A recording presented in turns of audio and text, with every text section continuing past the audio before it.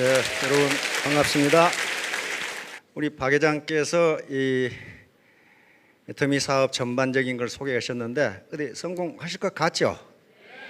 네, 성공 못하면 기적입니다. 그런데 거기 중요한 법칙을 하나 우리 박 회장께서 말씀을 하셨는데요. 지맘의 법칙 잊지 마세요. 지맘의 법칙. 제가 하나 예를 들어 드릴게요. 어느 날 어떤 회사의 김 과장이 퇴근을 해가지고 집에 와가지고 말도 안 하고 걱정이 태산 같아요. 그런데 밤 12시가 돼도 잘 생각을 안 하고 침대 머리를 왔다 갔다 하니까 부인이 아니 무슨 걱정이 있냐고 물어봐요. 그러니까 김 과장이 대답을 했어요. 걱정이나 많아. 내가 내일 아침까지 그 회사 박 대리한테 100만 원을 언젠가 빌렸는데 내일까지 갚기로 했는데 돈이 하나도 없다 이거예요. 그 말을 들은 부인이 뭘 그런 걸 가지고 걱정하냐 이거지. 그래가지고 밤 12시에 박 대리한테 전화를 걸어가지고 속사포처럼 거기 박 대리님 댁이시죠? 내일 아침까지 우리 남편이 돈 100만 원 갚기로 했다는데요. 없다는데요. 아셨죠? 이렇게 딱 끊어버려요. 남편한테 하는 얘기가 이제 걱정은 저쪽에서 할 테니까 당신은 걱정 말고 자라 이거야. 없다는데 어떡할 거냐 이게 없다는데. 그게 지맘의 법칙이에요. 미국의 GE라고 하는 제너럴 일렉트릭 있죠? 그 회사의 회장이 잭 웰치라는 회장이 GE를 다시 초인류 기업으로 끌어올렸습니다. 원래 GE는 초인류 기업이었는데 회사가 커지고 세계 최고가 되니까 교만해졌어요.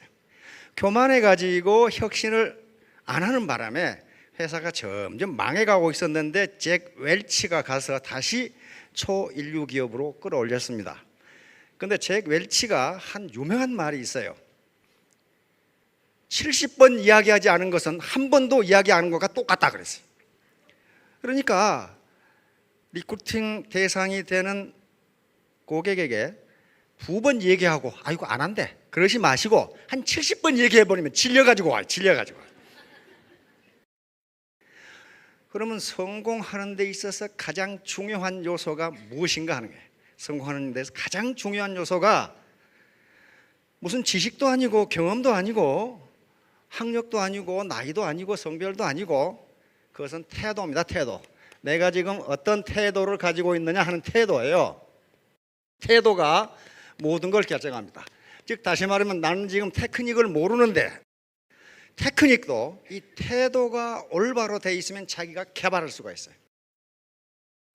간절함, 이 태도예요. 애티튜드입니다. 애티튜드, 간절함. 그래서 제가 이 애터미의 경제연구소장으로 와서 한 150번 이상 강의를 했는데 제목도 다르고 내용도 다릅니다. 그러나 하나 지향하는 바는 태도예요.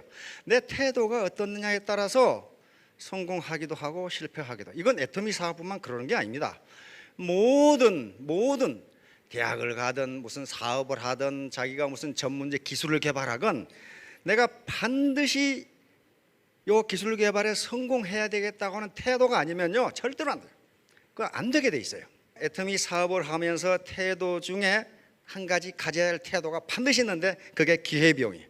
먹이도 별로 없고 험한 산에서 사는 산나기가 자기 신세 타령을 했습니다. 아이고 참 먹을 것도 없고 비가 오면 비 맞아야 되고 눈 오면 눈 맞아야 되고 잠잘 것도 내가 만들어야 되고 그러다가 어느 날 이 산나기 이솝 우화에 있는 얘기입니다. 산나기가 사람들이 사는 마을로 내려갔더니 마침 집나기가 있어. 그런데 주인이 맛있는 풀을 갖다 주고 잠자리도 좋게 만들어주고 집도 있어가지고 먹이 걱정 없어, 잠자리 걱정 없어, 비 맞을 걱정 없어, 눈 맞을 걱정 없어. 그래가지고 신세 한탕을 했어요. 아이고 나는 신세가 왜 이 모양 이 꼴이냐 말이야. 그래가지고 나도 마을로 가서 이제 저 주인한테 나를 집나기로 삼아달라고 이야기를 해야 되겠다 하고 가는데 언덕에서 어떤 나귀가 수레에다 엄청난 짐을 싣고 뻘뻘 땀을 흘리면서 올라와. 자기가 전번에 만났던 그 집나기야. 그래가지고 산나기가 집나기한테 야 너 왜 그러냐 하고 서로 인사를 하려고 그러니까 집나이가 멈추니까 주인이 몽둥이로 사정없이 두들겨 패. 빨리 가자고. 요 그림이에요, 이거. 요. 그러니까 산나기가 깜짝 놀래가지고, 아이고, 내가 좀 못 먹고 살더라도 자유롭게 살아야지. 이런 식으로 살아가지고 이게 나귀 신세가 이게 말이 아니다. 이게 기회비용이에요. 잘 먹고 잘 살려면 뭔가를 포기해야 되고, 그렇죠?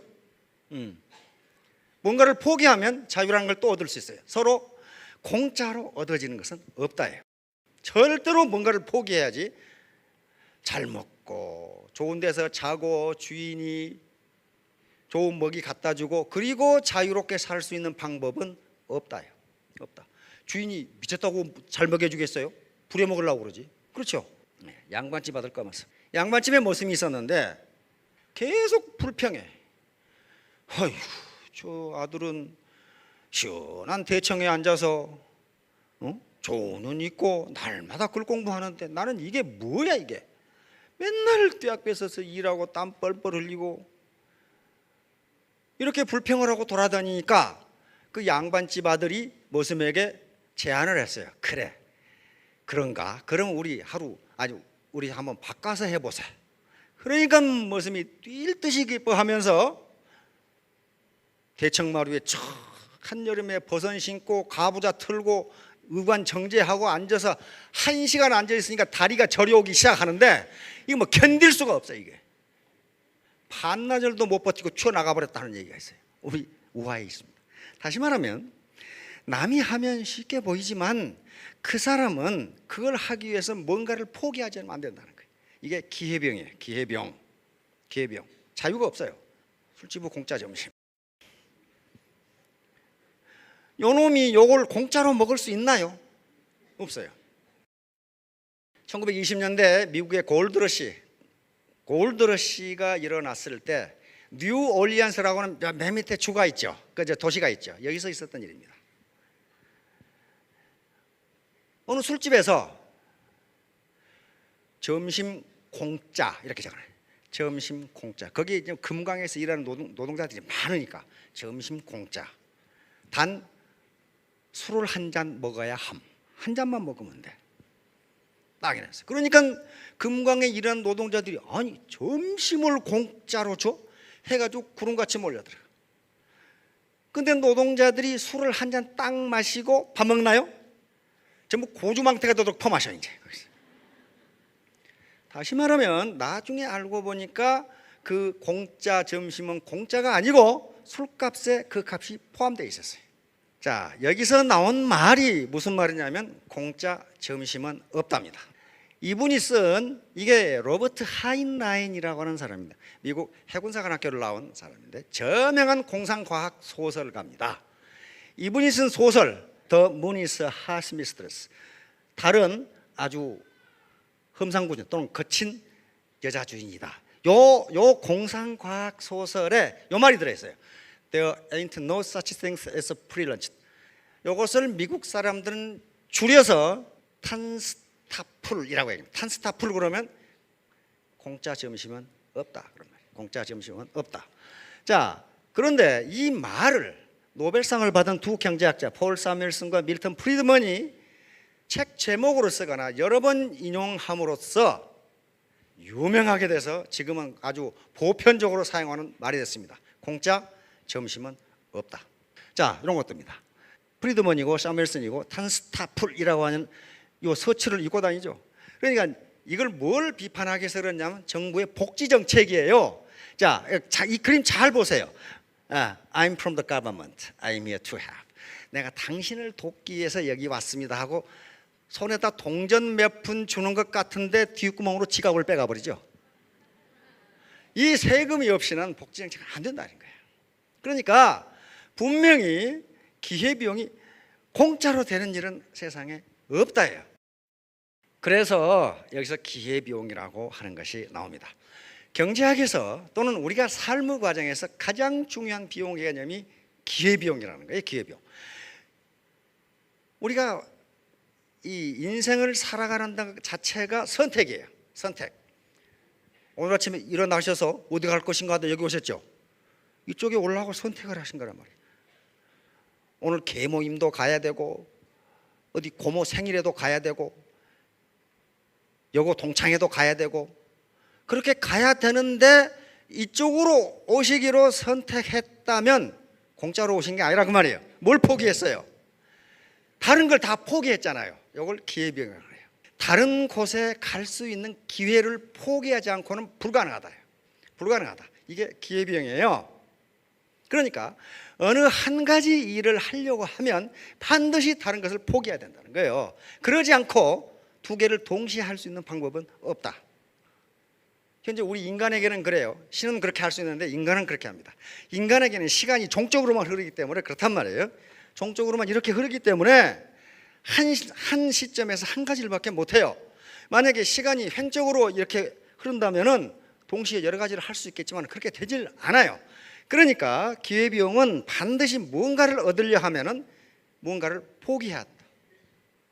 이쪽으로 할 건지 이쪽으로 할 건지 이렇게 선택을 해야 되는데 오늘 애터미 원데이 세미나에 오실 것인지 안 그러면 누구를 만나러 갈 것인지 안 그러면 미장원에 갈 것인지 선택해야 하나를 선택하면 이 두 개는 포기해야 된다. 이게 기회비용이에요. 이거 마찬가지죠. 하나를 선택하면 다른 걸 포기해야 돼요. 나귀처럼 주인이 갖다 준 풀도 먹고 푹신하게 잠도 자고 누나 비도 피할 수 있는 집이 있고 이 경우에는 자유를 포기하지 않으면 그게 얻기가 어렵다. 못 얻는다.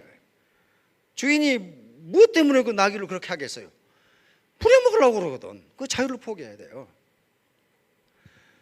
그 다음에 산나귀 입장에서 자유를 얻으려면은 좋은 음식, 좋은 잠자리, 비와 눈을 피할 수 있는 집 이걸 포기해야 돼요. 포기하지 않고는 자유를 못 얻어요. 두 개 다 가질 수 있는 방법이 없다는 거예요. 없어요. 그러니까 기회비용이라고 하는 것은 어떤 자원, 여기 자원은 꼭 우리가 눈으로 보는 물질적 자원뿐만 아니고 우리 인간의 시간, 우리 인간의 감정, 우리 인간의 생명 이런 것들입니다.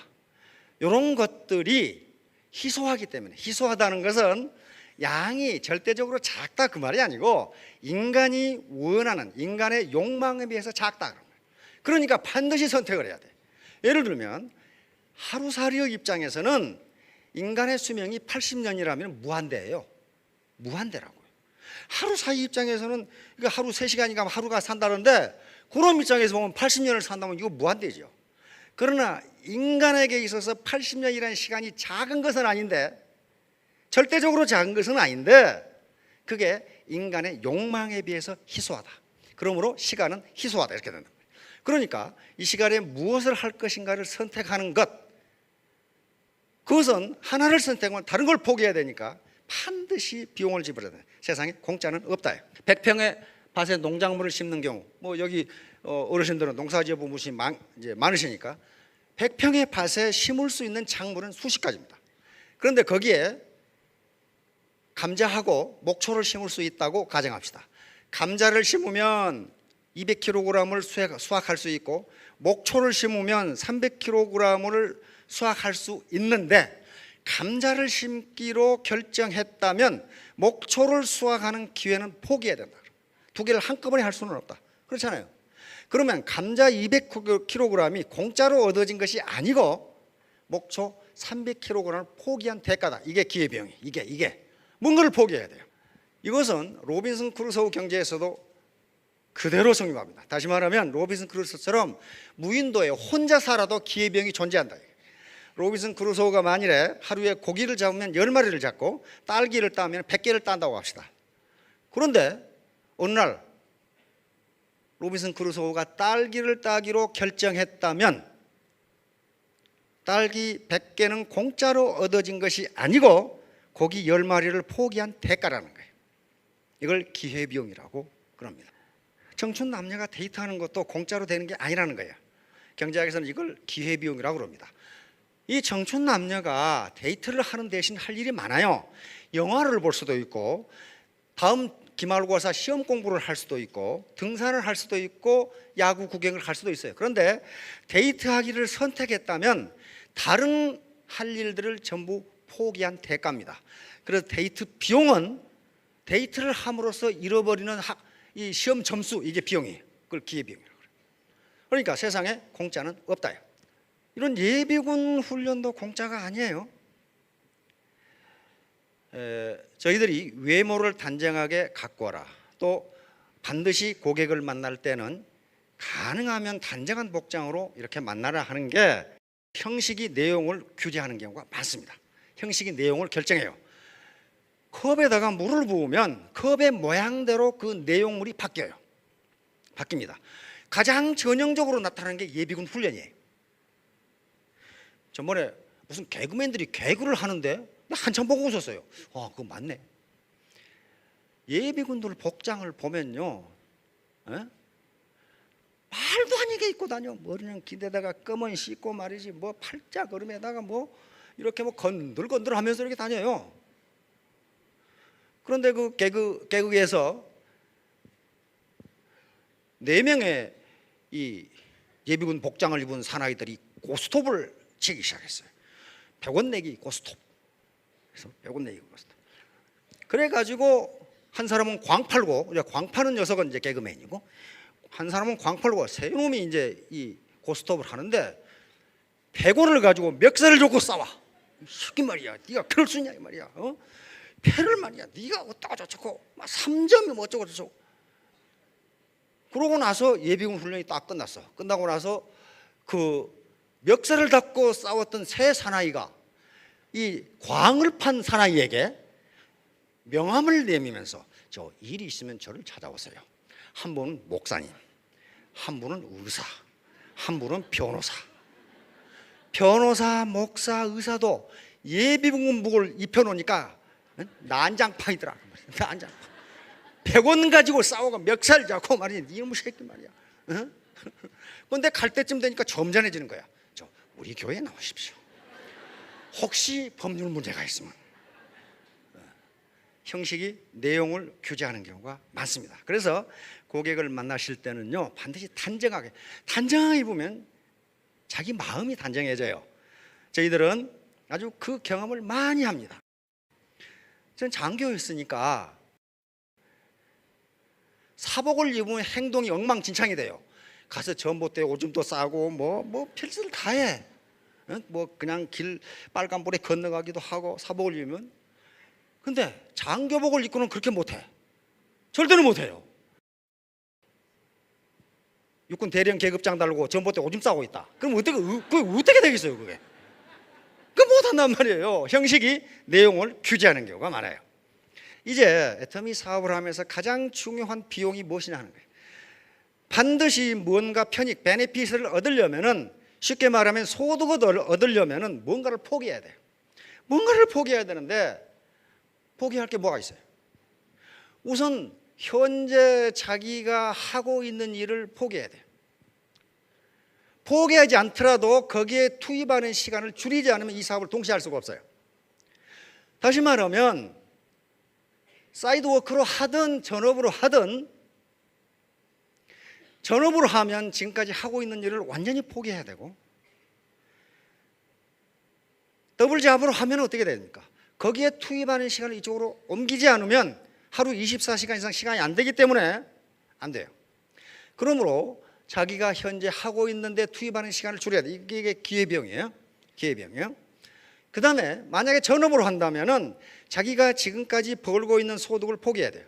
지금 한 달에 200만 원을 미정원해서 벌고 있다. 그걸 포기해야만 이게 이쪽으로 와요. 그러면 기회비용이 200만 원이 되는 거예요. 그래서 애터미 사업에서 200만 원 이상 벌지 못하면 그 사람은 손해예요. 비용보다 소득이 작잖아요.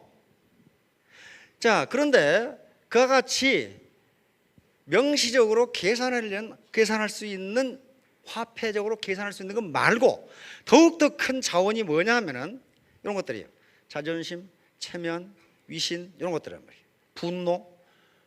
요걸 코스트로 지불하지 않으면 소득은 생기지 않는다. 어떻게 공짜로 소득이 생겼어요? 공짜로 절대로 소득은 생기지 않는다. 분명히 제가 여러분들에게 말씀드리는데, 요건 상류사회로 올라갈 수 있는 하나의 사다리가 될 수 있습니다. 사다리가 될 수 있는데, 사다리를 올라가는 수고는 자기가 해야 된다. 아무도 끌어올려주지 않는다는 거예요. 그 올라가면서 소비하는 에너지, 이게 기회비용이 된다. opportunity cost가 된다. 그걸 포기하지 않으면 결코 소득은 생기지 않는답니다. 에너지 보존 법칙인데 똑같아요. 애터미 사업에 투입한 에너지는 보존된다. 다시 말하면 헛것이 아니다예요. 헛것이 아니다. 근데 언제 효과가 나타나느냐? 임계점을 넘으면 효과가 나타납니다. 99도까지 안 끓다가 1도로 올라가면 끓듯이 계속 노력을 투입했는데 소득이 안 생긴다? 아직 투입량이 적기 때문에 그렇다. 자, 기브 앤 테이크. 매우 형이상학적이고 철학적인 것 같은 인간관계도요, 주고받는 관계로 이루어져 있습니다. 기브 앤 테이크 관계로 이루어졌어요. 아무리 사랑한 남녀 사이라도 커피 한 잔도 안 사주면서 맨날 맨입으로 사랑한다고 하면 그거 의심해요. 이 자식이 정말 사랑하기는 하는 거야 이거. 반드시 주고받는 관계가 있어야 돼요. 왜냐하면요, 여기 다 계시니까 알겠지만 사랑하는 사이에서는요, 줘도 아깝지가 않아요. 그런데 이 자식이 커피 한 잔도 안 사준다, 그 말은 요놈이 커피 사는 게 아깝다는 얘기예요. 그 말은 사랑하지 않는다는 얘기예요. 따라서 아무것도 아닌 것 같은데 give and take, 스폰서와 그 다음에 파트너 간에 주고받는 관계가 아니면 일방적으로 뺏고 빼앗기는 관계는요, 그 인간관계가 아니에요. 그건 수탈 관계지. 요 선수들이 요 상태가 되기까지 우리는 뭐만 보냐 하면은 요 성취한 성공한 상태만 보지, 이 사람들이 얼마나 고생을 했는가에 대해서는 우리는 몰라요. 왜 모르냐? 안 봤거든. 그러나 이렇게 성취하기 위해서는 엄청난 시간 투입이 있었을 겁니다. 많은 걸 희생했어요. 요 장민환 선수 같은 건 연애도 못 해봤다 그러죠. 그러니까 그게 기회비용이에요. 언제 연애하고 엮기 들고 그러겠어요 이거. 뭔가를 포기하지 않으면 올림픽 금메달이 안 된다는 거예요. 자, 결론입니다. 2판 4판. 누가 포기해야 되겠어 이거? 둘 중에 한 놈 포기한 놈 죽어 이제. 2판 4판. 원래 2판 4판은요, 불교 용어입니다. 고려의 지배 이데올로기가 불교였습니다. 그래서 태조 이성계에 의해서 역성혁명이 일어나면서 고려 왕조는 왕실이 왕씨였죠. 조선왕조는 이씨입니다. 그래서 이걸 역성혁명이라고 합니다. 성을 바꾼 혁명이에요. 지배자를 바꿨어요. 그러면 고려의 지배 이데올로기가 불교이기 때문에 조선왕조는 고려를 누르고 새 왕조를 만들려면은 불교 이데올로기 가지고는 지배가 되지 않습니다. 그래서 새로운 지배 이데올로기를 가져와야 돼요. 그게 성리학입니다. 주자학이에요. 성리학 중에서도 주자학을 가져왔어요. 그러면 어떻게 해야 되겠습니까? 불교를 탄압해야 되죠. 불교를 탄압하니까 그 많은 사찰과 스님들이 갈 곳이 없어요. 방법이 없어요.